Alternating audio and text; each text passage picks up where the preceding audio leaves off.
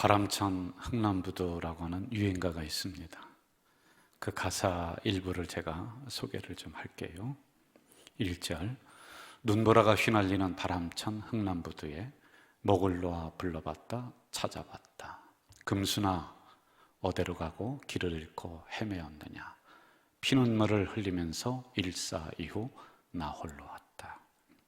2절은 이렇게 진행됩니다. 일가 친척 없는 몸이 지금은 무엇을 하나. 이내 몸은 국제시장 장사치기다. 금수나 보고 싶구나. 고향 꿈도 그리워진다. 영도다리 난간 위에 초생딸만 외로이 떴다. 이 노랫말에 나오는 금순이라고 하는 이름은 실제적인 인물이 아닙니다. 상징성입니다. 이 금순이라고 하는 이름 속에는 6.25 사변의 아픔, 고난, 어려움, 그리고 6.25 사변을 지나면서 이 민족을 일으켜 세웠던 우리의 어버이들의 눈물땀, 그걸 금순이라고 표현을 했습니다. 그것만이 아닙니다. 6.25가 일어나면서 먼저 가라고, 내가 바로 뒤따라갈 테니까 먼저 출발하라고, 그런데 그렇게 헤어졌던, 생리별을 했던 현장, 그게 금순입니다. 이것을 모티브로 해서 영화를 만들었죠. 국제시장이라고 하는 영화인데 잠깐 또 보시고 가겠습니다. 박순아! 정신 똑똑히 차리라! 영화 운동장 아니다! 놀러 가는 게 아니다! 오라가에서 꽉 잡으라!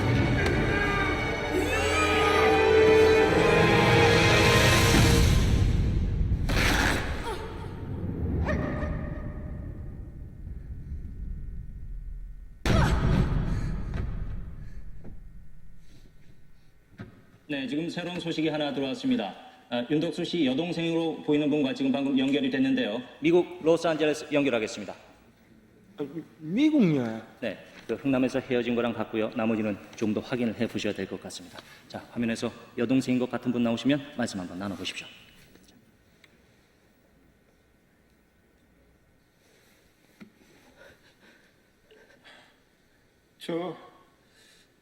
제가 찾는 여동생 이름은 막수인데 윤막순.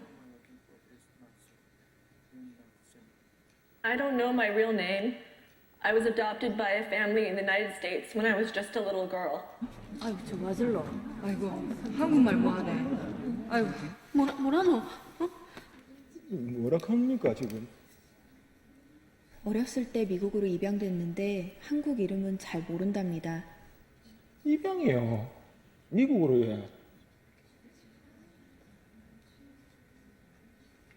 I only have one clear 한 memory. 가지 기억하는 It 건 was Gyeongnam Port in the 겨울에 winter. 흥남부두에서 My big brother, 덩치 큰 오빠가 my brother was carrying me on his back and 저를 running. 안고 막 And I 달리는데 remember he was scolding 그 me. 오빠가 저를 혼냈던 게 기억납니다. 아니, 그러니까 그 고향이 어딘겨? 어디? 예? 고향이 어디냐? 아까 고향이 어디냐고 한번 물어봐 주세요. I don't know exactly. 정확히는 모릅니다. I was crying at Gyeongnam Port 흥남부두에서 울고 when a 있는데 US soldier took me on 미군이 board 저를 데리고 and 배에 then 탔습니다. was sent to Washington. 그리고 부산에 내려서 저를 전시고아원으로 보냈습니다. 거기서 미국으로 입양됐습니다.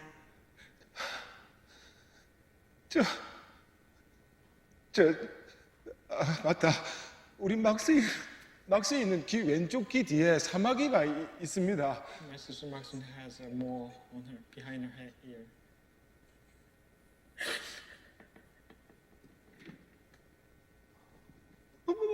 사마귀가 저거 맞나?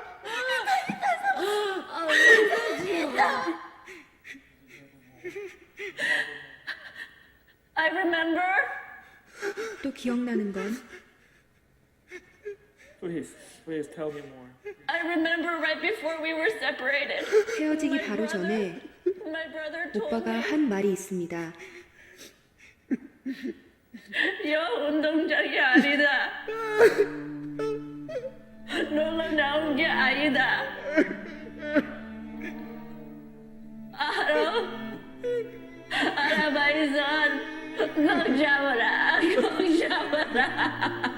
내 동생 막순아.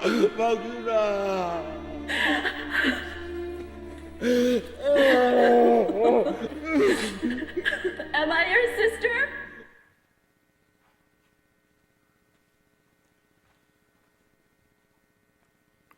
올해가 6.25 사변 71주년 되는 해입니다. 1950년 6월 25일 새벽 4시 북한이 우리나라를 침략했다라고 하는 이 사실을 우리는 잊으면서 살아갑니다. 저도 죄송해요. 이때만 되면 뭐 나라 사랑하자 뭐 그렇게 말씀드리는 자체가 참 송구스럽고 죄송합니다. 몇 년 전에 한국정보통계원에서 조사한 바에 의하면 우리나라 초등학교 35%가 6.25 전쟁을 남한에서 북한으로 먼저 공격을 했다, 이렇게 알고 있습니다. 50.7%가 6.25 전쟁이 어느 때 전쟁이냐, 조선시대에 일어난 전쟁이다. 제 얘기가 아니에요. 조사에 의하면은 같은 해에 행정안전부에서 전국 중고등학생을 대상으로 실시한 설문조사에 보면 56.8%가 6.25 전쟁의 발생 연도를 몰라요. 그럴 수 있다고 칩시다. 38%는 다시 전쟁 나면 싸우겠느냐? 안 싸우겠다. 저도 6.25를 직접 경험하지 못한 세대입니다. 그러나 저 북한을 위해서 기도하고 있고 어떻게든지 평화 통일이 좀 이루어졌으면 하는 그런 바람을 가지고 있는 목사이지만은 그 전쟁에 대해서 우리가 용서는 하지만은 잊지는 말자, 이 생각을 늘 가지고 또 그렇게 살아가고 있습니다. 저는 솔직히 대한민국이 굉장히 자랑스럽습니다. 저는 미국을 칭송하는 목사가 아닙니다. 그런데 한 가지 부러운 게 있어요. 미국의 참전용사들, 그러니까 전쟁에 참여했다가 뭐 아프가니스탄이든지 아니면은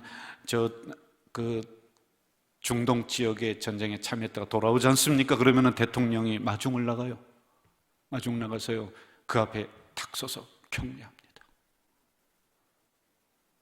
그리고 휠체어를 타고 오는 그런 참전용사가 있으면 그 앞에 가서 무릎을 꿇어요. 모든 참모들이 그 사람들이 가는 길을 비켜주면서 당신 때문에 이 나라가 있습니다 그러며 박수치고, 그리고 그들의 노고를, 그들의 피땀 흘림을 인정합니다. 알링턴 뮤즈라는 데가 있습니다. 수많은 강요들, 대통령, 장관들이 그 앞에 가서 다 참여하고 경배하고 절을 하지만은 꼭 서는 자리가 있어요. 4명의 무명 용사의 자리에 가면은 그 앞에 서서 그들을 기리는 겁니다. 비행기를 탑니다. 그러면은 비행기 탔었던 1등석에 있는 사람들이, 군인들이 있으면은요, 반드시 일어나서 당신들이 여기 앉으십시오. 내가 2등석에 가서 앉겠습니다. 그들에게 군복은 명예, 자랑스러움, 이게 솔직히 이게 저는 부러워요. 모든 지원을 아끼지 않습니다. 그냥 우리처럼 한번 쇼하는 것으로 지나는 것이 아니라 그들을 인정하고 돌보고 하는데 온 나라 정책이 거기에 포커스를 맞추고 있습니다. 여러분, 우리 가족 공동체도 이때만 되면은 좀 막 야단 떨고 그러지 말고요. 여름 성경학교 할 때, 겨울 성경학교 할 때 어디 피자집이나 가고 그리고 물놀이만 가지 말고, 그것도 중요합니다. 그런데 여러분, 저 송도에 있는 6.25 기념관 한번 들어가면 어때요? 저 서대문 형무소에 가서 일본 놈들이 어떻게 이 나라를 찢어 발겼느냐라고 하는 걸 좀 보여주는 거, 그거 얼마나 의미 있을까요? 그리고 천안에 있는 독립기념관 가서 거기를 둘러보는 거. 그리고 여러분, 6.25 때 먹었던 주먹밥 하나 둘둘 말아서 우리 아이들에게 한번 먹어봐라. 한번 먹어봐라. 좀 이것 좀 우리가 했으면 좋겠습니다. 그리스, 남아프리카 공화국, 네덜란드, 뉴질랜드, 노르웨이, 덴마크, 룩셈부르크, 미국, 벨기에, 스웨덴, 영국, 에티오피아, 콜롬비아, 오스트레일리아, 이탈리아, 인도, 캐나다, 태국, 터키, 프랑스, 필리핀 21개국에서 이 나라 어디 있는지도 몰랐습니다. 대한민국이 어디에 붙어 있는지도 아무것도 몰랐습니다. 우리 얼굴도 보지 못했습니다. 그런데 그들이 달려와 줬어요. 그리고 이 땅에서 죽었습니다.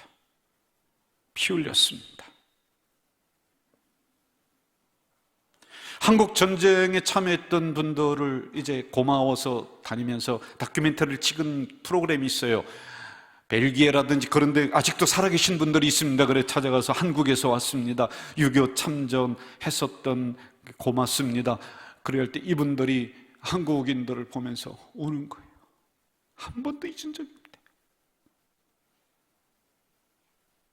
그런데 정작 우리는 내 나라의 아픔을 잊어버리고 있는 것은 아닌가요?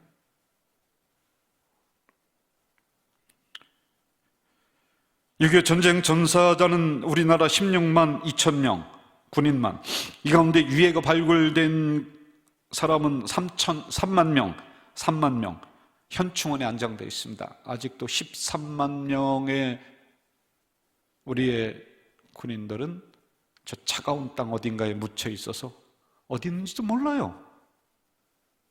지금도 발굴해내고 있습니다. 우리는 그들을 무명용사 이렇게 부르고 있습니다.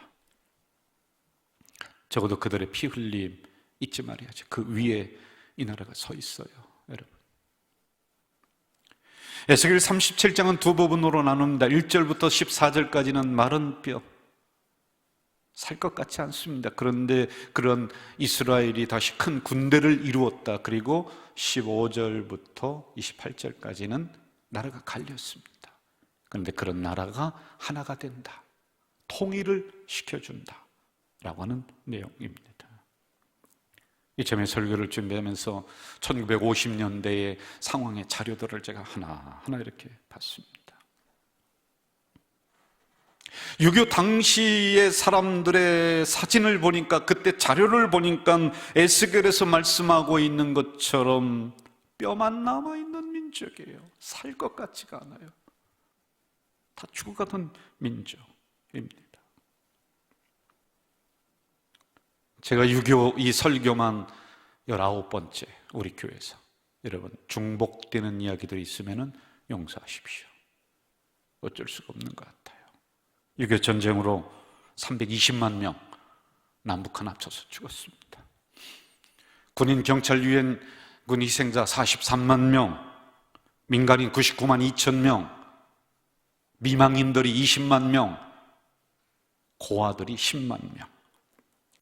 뼈만 남은 민족이에요. 뼈만 남은 민족이었습니다. 그런데 여러분, 중간은 생략하더라도 71년이 지난 지금 이 나라가 어떻게 되었을까요? 얼마 전 G7이라고 하는 국가들의 모임에서 우리나라를 회원국으로 초대를 한 일이 있습니다. G7은 말 그대로 7개의 나라가 모인 거예요. 그 기준은 민주주의를 추구하는 나라, 그리고 두 번째 경제적으로 세계에서 7번째 드는, 그걸 순서를 정해서 7나라가 모인 게 G7입니다. 이렇게 발족된 동기가 있습니다. 1973년에 전 세계 오일 쇼크가 일어납니다. 그래서 모든 세계인들이 다 굶어 죽어가고 힘든 이때에 가만히 보니까 강대국들이 자기들의 이권을 차지하고 문을 열지 않아요. 자기들을 먹고 살아요. 그래서 이렇게 되다가는 앞으로 수많은 위기가 일어날 텐데 이거 안 된다. 그래서 프랑스가 주도가 되어서 우리 7개 나라 강대국들 모여서 현안을 논의하죠. 그래서 1975년 G7, 그 나라는 이렇습니다. 미국, 캐나다, 영국, 프랑스, 독일, 이탈리아, 일본, 이렇게 들어가 있습니다. 국제기구가 세 가지가 있습니다. 그 중에서 유엔이라고 하는 것이 있습니다. 유엔에서 이 모든 현안들을 다루고 또 배고프고 전쟁 나는데도 가서 중재해주고 해야 되는데 이데올로기가 이념적인 게 부딪혀요. 왜냐하면 거기는 공산주의도 있고 다 있으니까 서로 이권이 부딪혀서 일을 못해요. 그리고 늦어져요. 그래서 7개 나라에서 대통령들이 1년에 한 번씩 모여서 현안들을 짚습니다. 그러면 한 번만 모이냐? 아니에요. 참모들은 밑에서요 수시로 모입니다. 환경을 어떻게 할 것이냐, 이를 든다. 이런 부분들을 논의해 가는 G7, 이게 대단한 겁니다. 그런데 거기에서 한국을 회원국으로 초청한 거예요.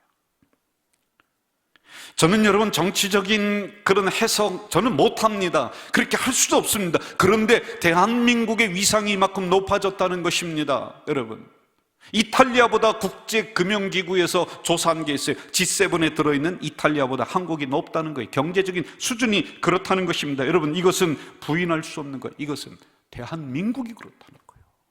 어떤 정부가 아니라 대한민국이 말입니다. 1907년 헤이그에서 만국평화회의가 열립니다. 100개 나라가 거기에 모였습니다.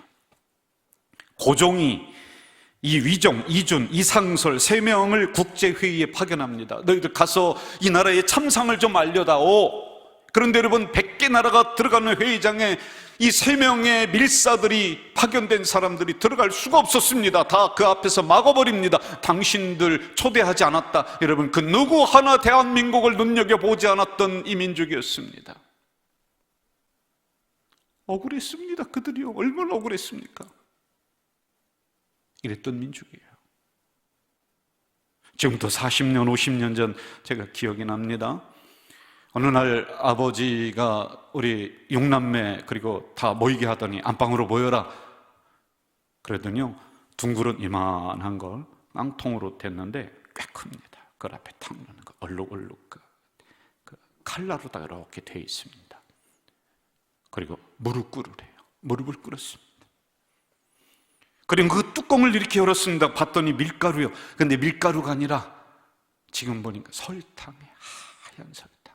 손 벌려라. 손 벌렸더니 숟갈로다가 하나씩 떠줍니다. 이게 어디서 난 건지 아느냐? 저 미국에서 이렇게 해서 하사품으로 내려온 거다. 그걸 다 가지고 오신 거예요.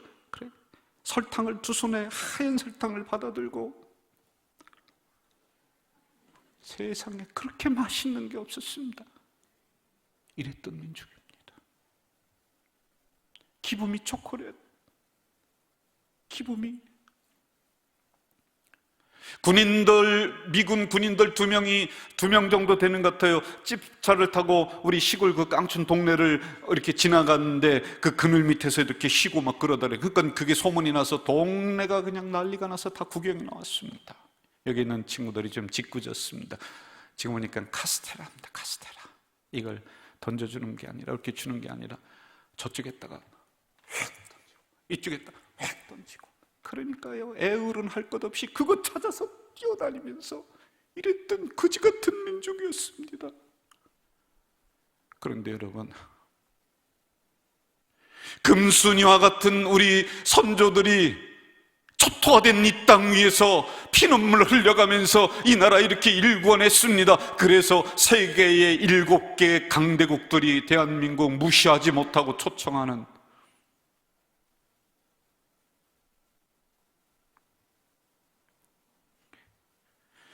이 나라 전쟁 이후에 이렇게 잘 살게 된데 우리들의 노력이 있었습니다. 그러나 저는 목사입니다. 하나님의 뜻으로 이 부분도 한번 보겠습니다.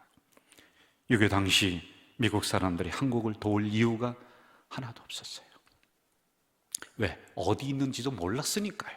없었습니다. 그런데 당시 한국에 있었던 미국 선교사들이 트루먼 대통령에게 눈물로 편지를 씁니다. 대통령 각하, 대한민국 36년 동안 일제하에서 온갖 고난을 겪고 이제 좀 살만한데 공산당이 내려와서 이 나라를 먹으려고 합니다.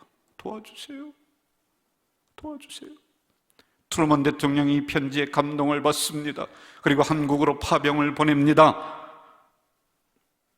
워싱턴 국립묘지에 가면은 한국 전쟁으로 죽은 사람의 이름 3만 7천 명이 이름이 쫙 써 있습니다. 거기에는 장관의 아들도 있고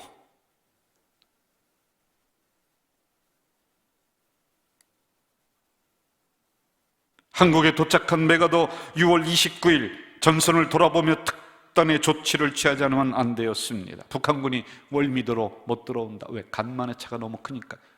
그러면 우리가 들어가자. 그게 인천 상륙작전. 9월 28일 인천 상륙작전으로 서울을 다시 수복합니다. 그리고 이송만 대통령에게 가서 그는 이렇게 말을 합니다. 하나님의 은총을 입어 한국의 서울을 해방시켰습니다. 이 결정적인 승리를 주신 하나님께 감사합니다. 이게 메가더 장군이 그렇게 하는 거예요.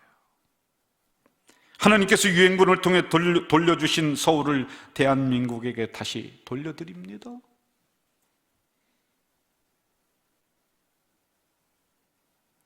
이 나라가 부산까지 쓸려가서 이제 더 이상 도망갈 데가 없습니다. 부산 어느 초등학교 운동장에 피난민들이 다 모였습니다.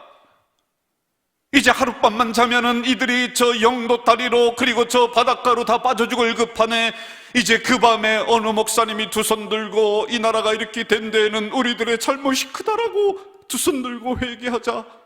그랬을 때 그리스도인들이 함께 모여서 그 밤 통성 기도를 하며 보냈다. 그리고 나서는 전세가 조금씩 역전되었다라고 하는 이야기는 기독교 역사에 기록이 되어 있습니다.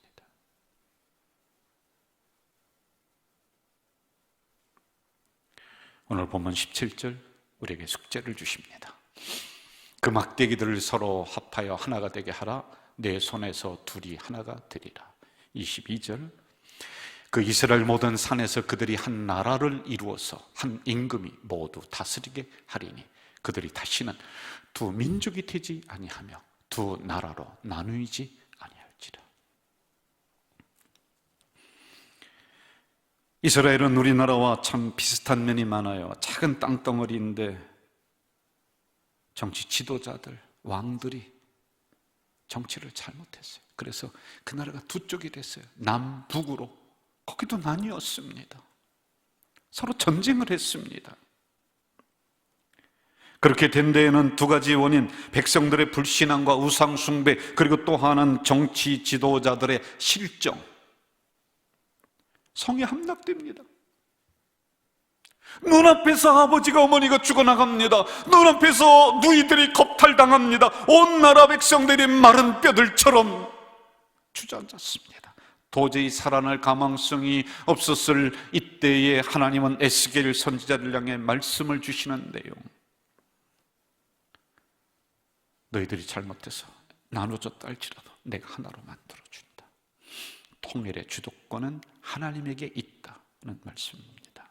그런데 여러분, 이들이 나라 잃어버리고 다시 한 나라가 통일되긴 됩니다. 그런데 그동안에 수도 없는 부끄러움, 수치, 1000년 동안 나라 잃은 민족이 돼서 세계 뿔뿔이 흩어져서 그 오욕의 역사를 씁니다. 그 부끄러움을 당합니다. 600만 명이 죽어나갑니다.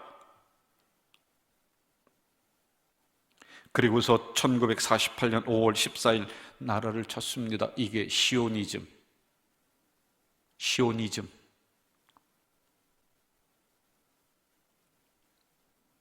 그러는 동안에 치욕은 치욕대로 당하고 부끄러움대로 다 당했습니다. 나라가 회복된 지금 그들은 더 이상 수치를 당하지 말자, 치욕을 당하지 말자, 부끄러움을 당하지 말자. 그래서 여러분, 이스라엘은 다시 거룩의 운동이 일어납니다. 다시 기도의 운동이 일어납니다. 다시 정직의 운동, 그리고 하나님이 제일주의다, 하나님이 최고다, 유일신앙주의로 딱 뭉칩니다. 23절 그들이 그 우상들과 가증한 물건과 그 모든 죄악으로 더 이상 자신들을 더럽히지 아니하리라. 자신들에게 있었던 불의를 제거합니다. 자신들의 몸을 닦습니다. 정신을 닦습니다. 그리고 그들은 다시 하나님 앞에 예배자로 서기 시작합니다. 회개합니다. 말씀 앞에 바르게 서서 걸어가고 있습니다. 여러분, 그것만이 아니에요. 수치를 겪으면서 그들 자녀들에게 다시 광야 정신을 심어줬습니다. 여러분, 보리떡 개떡 먹었던 그때 그 정신 그 자녀들에게 심어주는 거예요. 아껴라. 여러분, 그것만이 아닙니다.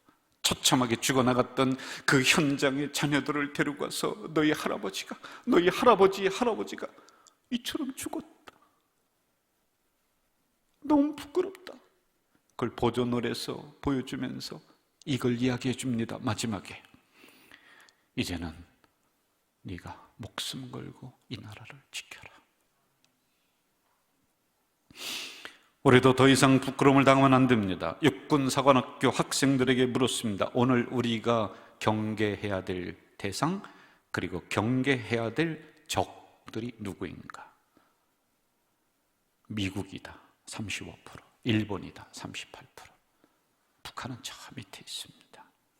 6.25가 조선시대에 일어났다라고 생각하니까요, 6.25가 남한에서 북한을 먼저 치고 올라갔다 이렇게 하는데요, 여러분, 이런 원인이 어디 있습니까? 역사도 정신이 빠지면 어지러울 뿐이다. 이게 무슨 얘기인지 아십니까? 여러분, 조선시대에 저 왜구들이 쳐들어와서 이 나라를 유린하고 있었을 그때에 일부 지도자들은 성문 걸어 잠그고 자기들 당파 싸움만 하던 그 끈질긴 당파의 싸움이 지금까지 정치판에 흘러오는, 그런 여러분, 여기서 뭐가 나오겠습니까? 자기 이익에만 묻혀서 칼을 들고 문 밖에까지 왔는데도 여러분, 그거 보지 않습니다. 자기들 이익만 가지고 쌈박질하는 그 썩어빠진 정신 밑에서 뭐가 나오겠습니까? 그런데 그것이 지금까지 흘러오고 있습니다. 도대체 말입니다. 소상공인들은 죽어나가는데 당파 싸움만 하는 정치인들, 선거철만 오면은 자기들이 최고 애국자인 양 입만 살아서 나불대는 일부 지도자들, 거기에서 무슨 나라 사랑이 나올까요? 저는 몰랐습니다. 돈 있고 빽 있으면 군대 안 가는 줄 몰랐습니다. 그럼 이럴 때 여러분, 세상을 향해서 여러분들 정신 차리세요라고 해초리 들고 그들을 좀 때리고 경계해야 될 교회, 일부 교회들도 자기 배 채우느라고 순진한 양들 속이는 이런 정신. 그래서 여러분, 역사도 정신이 빠지면 어지럽다. 이런 정신에서 뭐가 나옵니까? 그들에게만 책임이 있는 것이 아닙니다. 여러분과 저에게도 책임이 있습니다. 금순이와 같았던 우리의 선조들이, 우리의 선배들이 그렇게 일구어냈으면은 여러분, 다시 우리도 우리 자녀들에게 이 나라의 소중함을 가르쳐줘야 되는데 이제는 배가 불러요. 그러니 안 해요. 다시 정신 차려야 됩니다. 해방 직후 상해에서 귀국한 김구 선생님, 기독교인들이 주최한 환영식에서 행한 설교 가운데 다음과 같은 대목이 있습니다. 제가 감동이 되어서 여러분들에게 몇 번을 소개했는데 한번 또 들어보시죠. 27년간 해외에서 독립운동을 한다고 하다가 미완성품의 정부를 가지고 들어온 것이 부끄럽습니다. 그러나 그리스도의 정병들이 내 뒤에 있고 하나님이 내 위에 계시니 담대히 이 자리에 섰습니다. 경찰서 열을 세우지 말고 교회 하나를 세워야 됩니다. 그때 이야기합니다. 서대문 감옥에서 15년간 옥살이 할 때 나의 어머님이 면회 오실 적마다 이렇게 얘기했답니다. 눈물로 교훈하면서 너는 성경을 떠나지 말라. 가족은 내 곁에서 너를 위로하지 못할지라도 예수님은 너를 떠나지 않는다. 이 말씀이 늘 새롭습니다. 우리가 어떻게 하면 망하지 않는 나라를 세울 수 있습니까? 그것은 곧 성경 위에 세워야 합니다. 김구 선생님이 얘기한 거예요. 다시 여러분, 성경의 정신, 십자가의 정신, 이 나라에 편말하도록 우리가 만들어야 돼요. 그것만이 아닙니다. 얼굴 모르는 그들이 한 걸음에 달려와서 나라에서 피 흘려줬던 그 우정도 잊으면 안 돼요. 고맙습니다. 인사할 줄 알아야 됩니다. 이 나라가 저 부산까지 쓸려가면서 어느 날 학교 운동장에서 어느 목사님과 함께 기독교인들이, 그리스도인들이 눈물로 통회하고 자복했다더라 라고 하는 이야기를 들려주셔야 됩니다.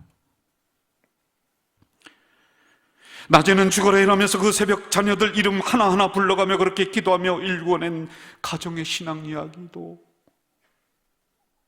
맥을 끊지 말고 이어주게 해야 됩니다. 하나님이 주신 나라가 어려울수록 우리 기독교인들이 앞장섰습니다. 그리고 뭉쳐서 기도했습니다. 그 신앙의 맥을 다시 이어가도록 만들어야 됩니다. 저는 정치가가 아니라요, 어떻게 통일시키는지 솔직히 모르겠습니다. 어떻게 해야 될지 모르겠습니다. 그러나 저는 이 말씀을 믿습니다.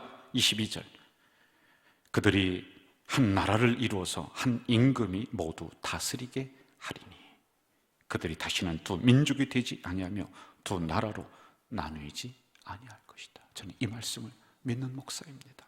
그래서 여러분, 제가 통일운동은 못합니다. 그렇지만은 저에게 주어진 설교 준비 더 열심히 하고, 신방 더 소중하게 하고, 기도 더 열심히 하는 것, 그게 저의 역할이라고 생각합니다. 기도하겠습니다.